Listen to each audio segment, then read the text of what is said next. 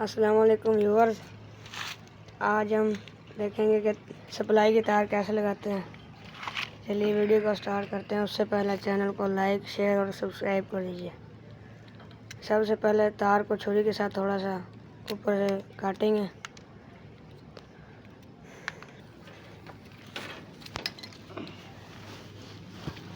अब इन दो तारों के साथ इसे अटैच करेंगे। ये देखिए,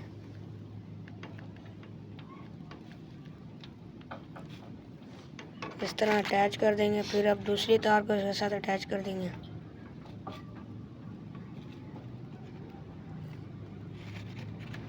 अब देखते हैं कि सप्लाई पर पंखा चला है कि नहीं।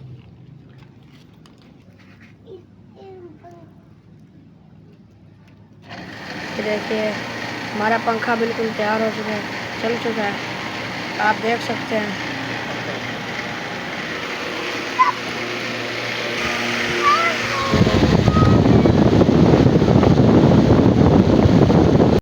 अगर आपको वीडियो अच्छी लगी हो तो लाइक, शेयर और सब्सक्राइब कर दीजिए।